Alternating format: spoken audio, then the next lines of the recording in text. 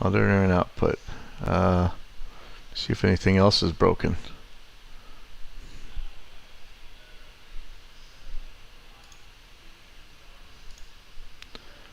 Okay. I think that's okay. Okay, sorry guys. This is Pipeline Audio. This is how to use aiXdsp's multibandgate. A lot of things have changed since our original version, so I guess it's about time for an update. This is version 2.0.2.1, which is the latest current beta anyway. If anybody wants this, come grab it. Let me know. I'll get it for you. Let me just make sure I'm on the right thing here. I'm probably gonna be doing a bunch of these. Right now I'm in a spot where the acoustics are pretty bad, so it's kind of, it might be hard to understand what I'm saying. There's so much reverb in here. But anyway, I'm gonna go to Multibandgate. I'm gonna make this a little bit bigger than I would normally want to use it, just so it's easier for everybody to see. I'm gonna loop a section of snare right here. Let me just find a good chunk here. Should be okay. Let's just take a listen to what we got. This is the top snare mic here.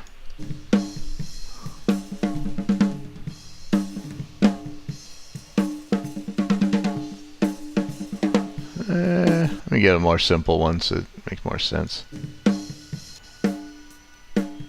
Okay, so here we can hear the hi-hat, and let's see here, the hi-hat. And all's bleeding in here. Let me see if I can sum this up with my... There we go. Okay, so there's a lot of symbols and stuff in here. And then, you know, with Reaper's newer color coordinated stuff, you could really see that all that black is going to be high frequencies. Okay, so just turn on Multibandgate here. I'm just going to start from the very beginning.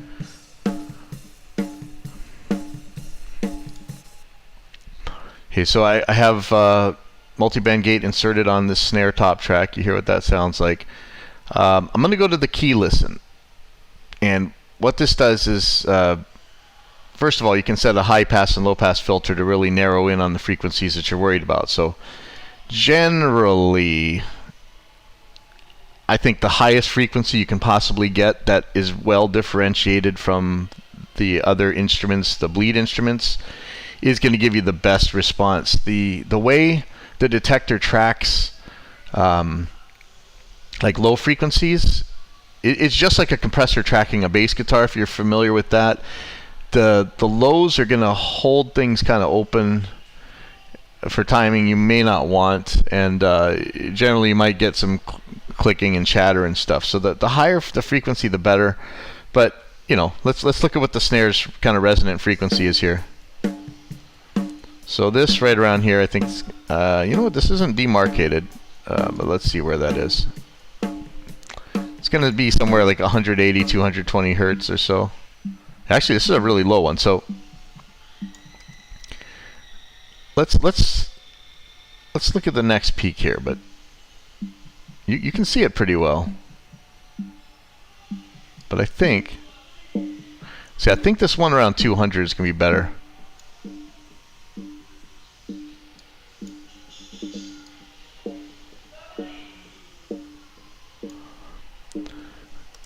Okay, so what's happening here? If you're not familiar with this, this is just the signal that the detector is going to listen to, and the detector is what, you know, the threshold. It's what is going to set the timing of the gate itself, the attack, the release, and what level it's actually going to work at. So we don't want irrelevant stuff triggering the gate, or especially we don't want the stuff we don't want. The stuff we're trying to get rid of triggering the gate. So you want to kind of filter these things in, and we probably need to work on different slopes. This is the steepest slope we got right now, and it should be pretty good. Let's just see.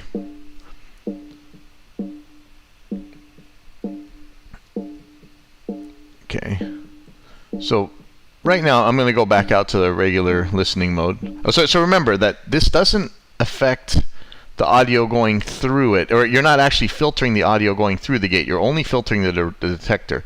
It's going to change the way the gate works, of course, because the detector's going to be listening to something else than the original input. But we're not applying a low-pass filter to the snare drum or something, in at least the signal we're going to hear. So I'm going to switch back to the audio path, the regular audio path. So you see the highs are still there and everything. And I think that it's starting to so a normal gate, you would just have one band, right? So I'm just going to take the mid band and I'm going to spread it all the way wide. So this would be your normal gate right here.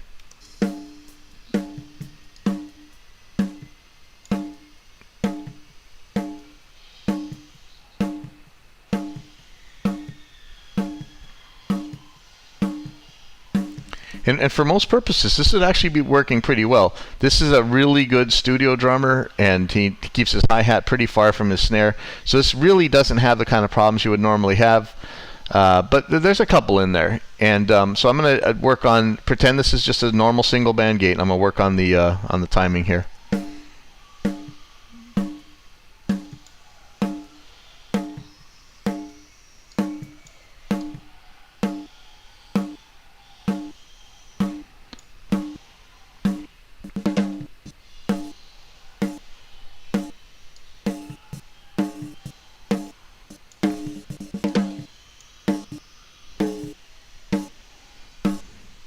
So I'm trying to keep the kick drum from triggering it. And see, if I just set a hold right here. So you guys know what the attack does, right? It's how long it takes for the thing to open up. So there's a really slow attack. Hey, Tom. Yeah, Tom, I'm just showing how to use multibandgate right here. So that's your regular attack. You guys know what that does, right? Now, not all gates have a hold control. So I'm just going to use the release right here to try and set a... And notice the shape of this release right here. We're going to have multiple shapes pretty soon, so that should be pretty fun. But you know, for me, I want to specify a time as long as that the gate has to be open for before it even gets into the release phase. So even if you just had a blip, and if I don't forget, hopefully I'll show you one of the things like Glenn Fricker does, where he's got a separate trigger to open noise gates and stuff. It works just as well for this. So if you just have a real short blip, or even a Dirac or some sort of sample that you're using to open this thing, you can force the gate to stay open, even if that blip is only instantaneous, by this hold control. And this will hold the gate open for this amount of time before the release even starts. So it's I like using gates with hold controls. So let me play this again. Okay, so now we're hearing gate chatter, right? That's the gate bouncing up and down on the around the threshold mark. Now, if we put some hold in here, or if we slowed the attack, you'd probably get rid of this.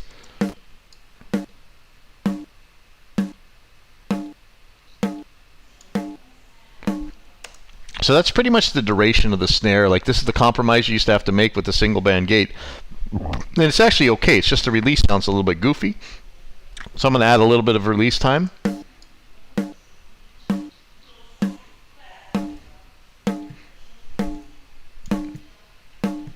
And ideally, I'm pretty much getting it before it starts thumping, right?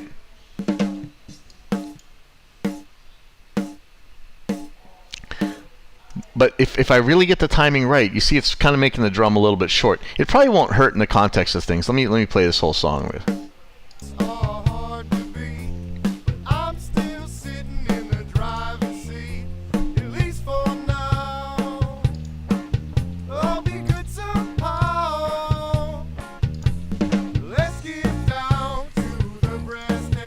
So with everything else going on, you know, maybe you're like, oh, you know, it's always been okay to use single band gates. We'll use the single band gate.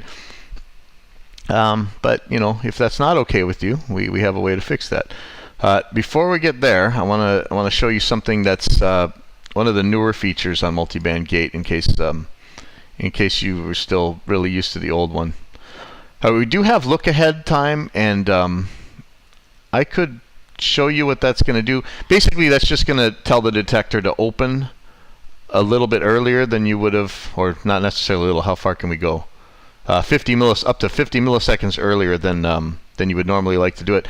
I have a video out that really shows what happens with different look-ahead times and low frequencies like kick drums and stuff. If you engage the look-ahead, you are going to pick up latency. Like you see right now in Reaper, I have 0 of 0 samples of latency. But if I move this look-ahead up, you start seeing the samples, the latency go up.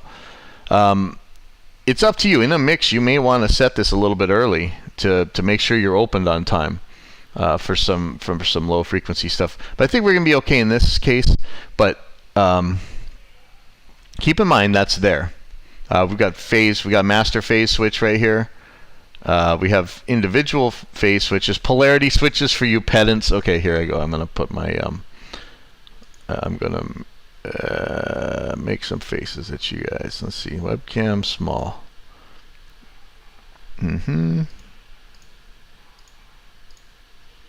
Where do I go? Where do I go? Small webcam. Just going to put you down here. There we go. So how does this work? There we go. Now I can see. Whew, look, I got a halo over my head. All right. Ooh, there we go. Okay.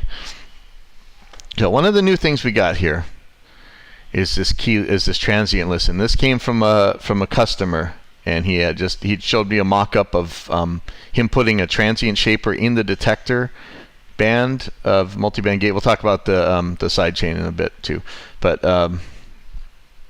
so what it's going to do is it's going to be your normal transient shaper sort of thing. So let me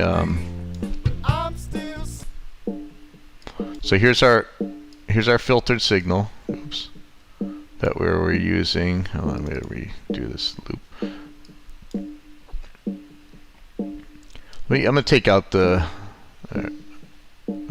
filter real quick. Okay, so if I engage the transient shaper, now this isn't a transient shaper on your actual audio. This is going to be a transient shaper on just the detector. But of course, like again, it's going to affect your audio. So I'm going to turn it up the attack.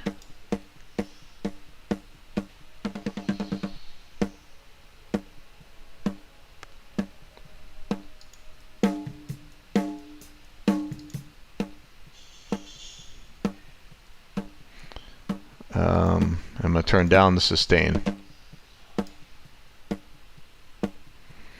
So now I've got a much peakier signal that's I'm sorry, I got a much peakier signal to trigger this gate with. So I'm going to put the filter back on how I had it. In general, I just yanked the entire sustain out all the way to minus infinity. So I'm going to get back out of key listen. So my gate timing sounds pretty good. There's a couple things I want to fix. Hold on, I just got to tell the developer one thing.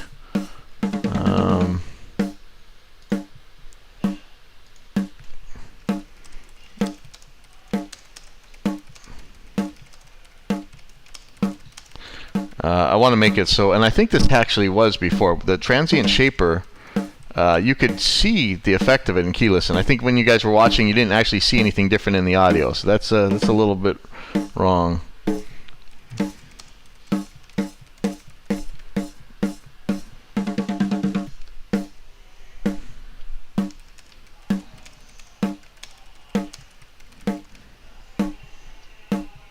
Let me go back to key listen real quick.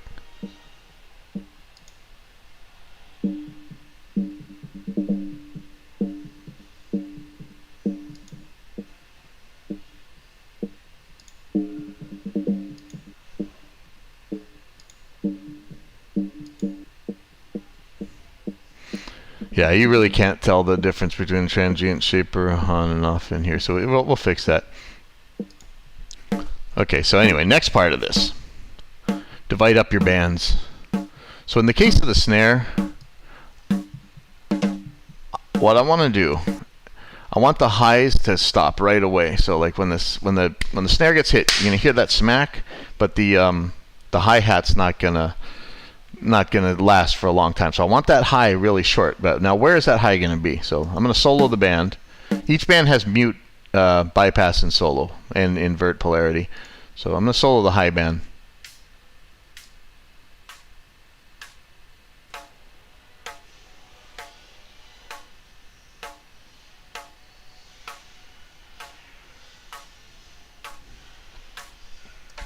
I mean, I even use this as a pre kind of tone control. You usually see me taking the mids way down or way up. Even before we get to another instrument, I start shaping the tone right in this plugin, which is maybe a little bit screwy. But in this case, I'm gonna look at this high for the things that I want to stop very quickly. I just want to hear the length of the stick. That's really what I'm after here. And that's what I want from this high. So I'm gonna solo this, and it's gonna sound crappy by itself. I want this to stop pretty quick.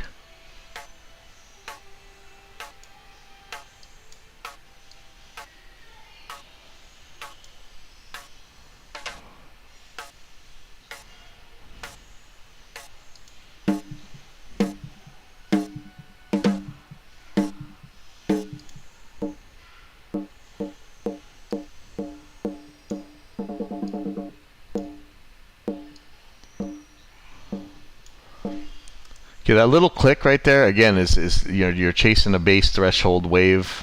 This goes down pretty low. This crossover. The threshold's riding on the wave, so it's chattering the gate open and stuff. Just set a tiny little bit of attack. You'll get rid of that. I'm gonna make this mid long enough that I'm gonna hear the ding part that I want. It's gonna be much longer than the splat of the highs. Because really, I only need to hear that stick for the tiniest little bit. And on a kick drum, I would just kind of almost let the lows go forever. It's not really going to mess with you. A snare, I kind of don't want the kick drum in there, so it's a little bit trickier. But let's play and see what we can get here.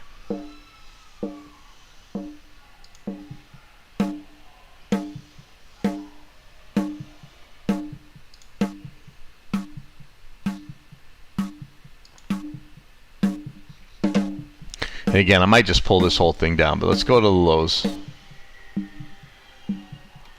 Now I want the lows to last a long time, but I mean, this is kind of the whole point of this gate. But I'm gonna let it. Let's just see how short we can get, because there is a kick drum problem that comes up here.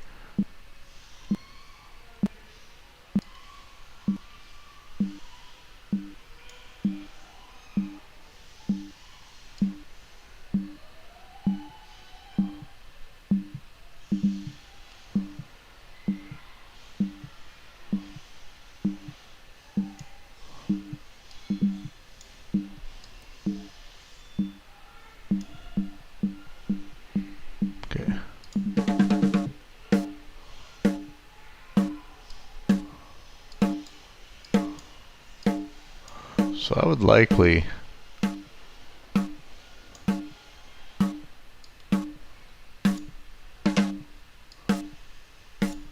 before going on to a compressor and a EQ and all that. Depends how spitty I want it. Actually, might not have it that spitty actually.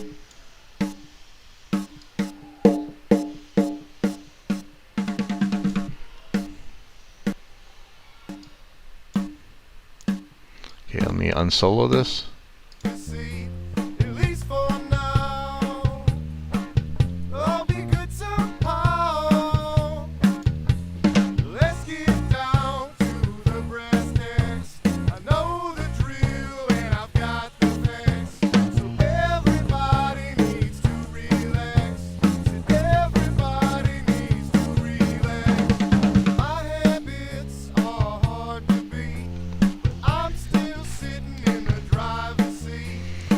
Okay, let's see what else we got.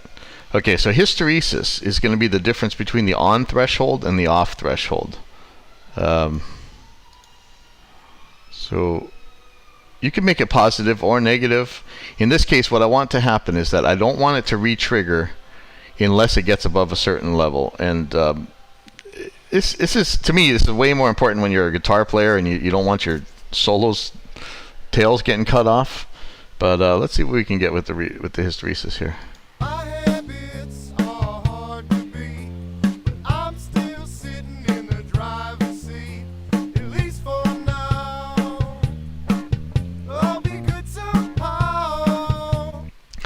could even have it, though this is dangerous, but sometimes you'll do this on a kick drum.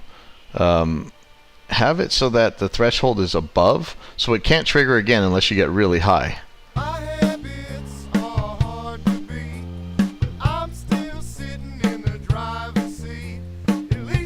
But this can be dangerous if two hits are close together and you need them both. It might not open it up. Oh no, Warren already has these. Warren's got, he actually did a video on the older version of Multibandgate. Okay, let me see.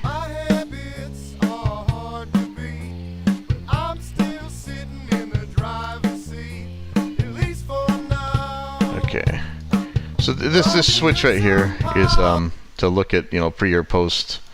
What's the spectrum looking at? You know, the input or the output. Let's see. And what else have we got to talk about? Oh, so gate source. So check this out. So you can actually make the gate open from MIDI. So if you have a, you know, you could make a MIDI trigger pack. If you wrote in your drums or whatever, you could actually have MIDI up there deciding what time this thing's opening and what's not. So let's do that. So gate source is MIDI. So all I have to do is send MIDI to that channel from somewhere. I think it goes into the input. I'm trying to remember exactly how Reaper's routing would work here, but I'm gonna do a MIDI thing just real quick. This is going to be complete crap, so sorry about that. But insert MIDI, new MIDI item, and I think it's just going to get any MIDI at all. So open items in editor, and I'm just gonna add it here. See, so and I think I can't remember if it does it by absolute length or. Let's just, what are we on? 30-second triplets? No, let's just get straight. Eighth notes. Okay, I know this is not going to be ideal, but this is just to show you what's going on here. Just put it 1.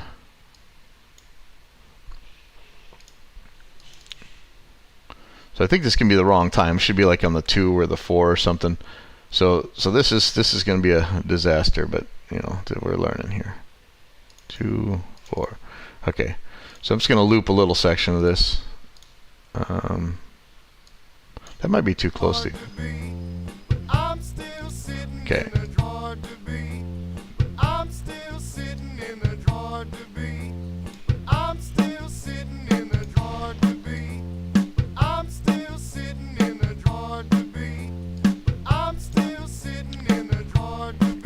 Okay, so if I just have these MIDI blips opening it up, so I'm switching it to MIDI, the gate source. So now I've got nothing's coming, it's not opening, right? The MIDI channel you can set here. You could tell it to be on a MIDI note, but I'm just telling it to use all notes to see.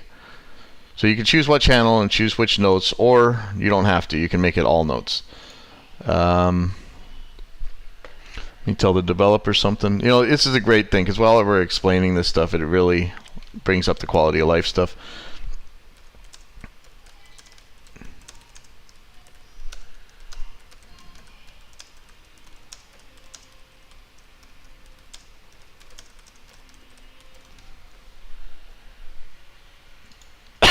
Okay. I'm still sitting in the drawer to be. I'm still sitting in the drawer to be. I'm still sitting in the drawer to be. I'm still sitting. Okay, so let's turn this MIDI track on, and you're going to see every time one of these MIDI blips comes, it's going to open up the gate. I'm still sitting in the drawer to be. I'm still sitting in the. So if you use something like that, you have so much power over what's going to open and what's going to close. I'll show you how to do this on a sidechain in a second. But so you can choose your gate source as the audio, MIDI, or both. And notice when I show gate source MIDI, there is no threshold control. That's just any MIDI message is going to open that thing up, or any note on, or whatever it is.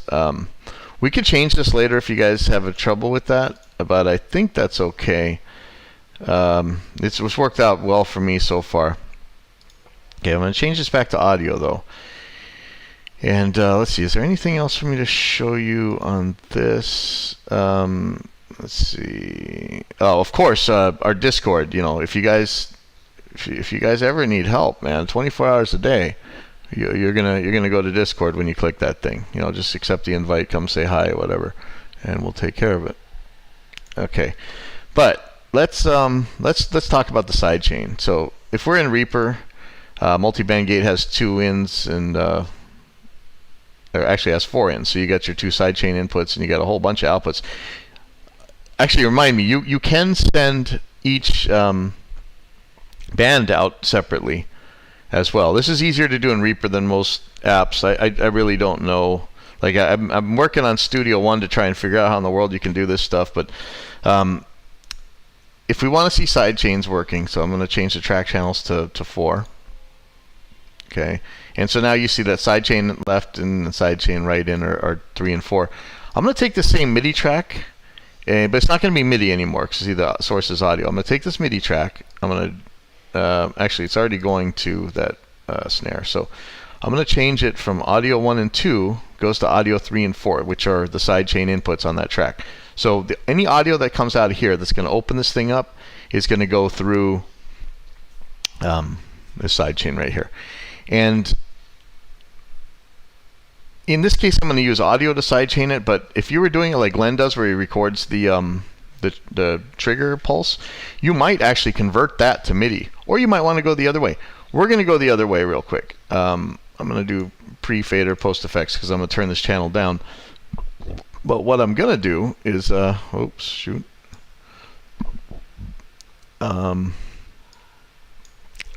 I'm going to put a little snare sample on here to open it. You could do this with a million different ways. You could do a convert MIDI to samples or something. But in this case, I'm just going to put a drum set on there. I'm just going to use SSD if I have it on here. Oh, which I don't. Great. Oh no, that's right, because they're not doing VST3s, are they? Or they are. Oh wow. Let's see if this works. Because remember, the MIDI was so broken on VST3. You go to.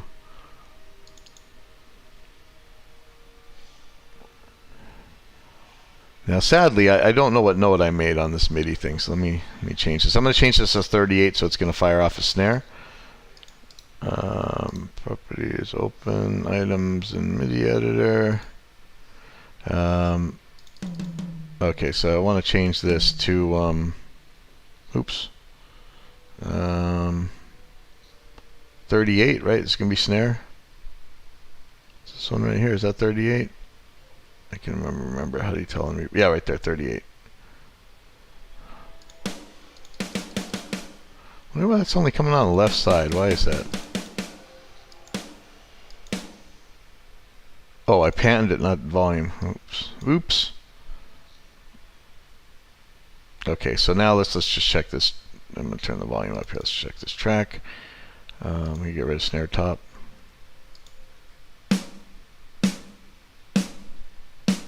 Okay, so I'm going to make this audio. These are now snares. In fact, let me just render it to there, and then we'll have it done. So open. Okay, so now it's snares. Let's just say you had the snare triggers like Glenn uses on his. Like even those D drum redheads, they'll do a big time. It'll even be spikier than this. Like this, you can tell like it's going to hang on the edge a little bit, but if you really do it with the with like the triggers, it's pretty spiky. So I'm going to send this into the sidechain of Multibandgate here. So let me get rid of this.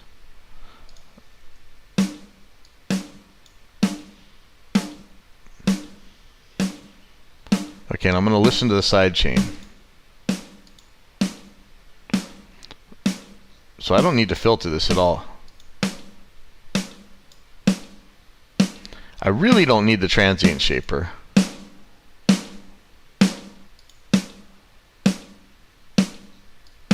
but it'll help a little bit.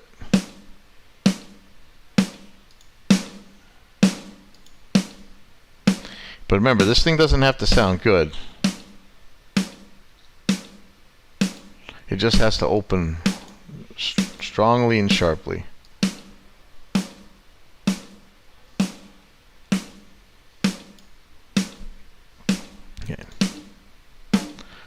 Okay, so now we're going to have this snare open up the gate.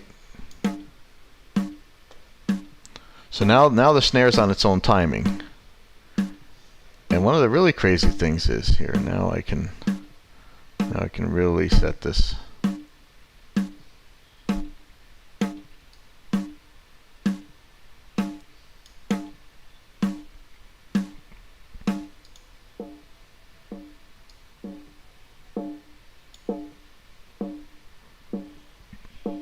Because it's not going to reopen, or it sure shouldn't, unless something's broken with the build.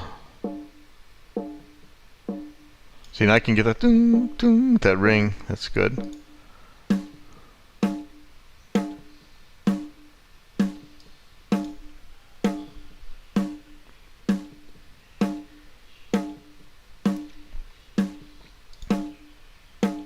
See, here's if I'm using a regular drum. It's not going to sound super different, but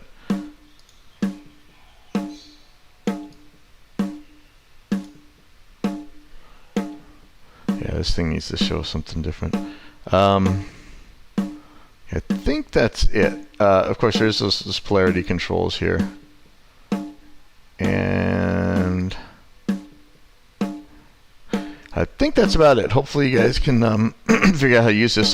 You could sidechain in like a bass guitar from the kick drum or something. I could show you that, but I think the basics are covered here. I'll be back later.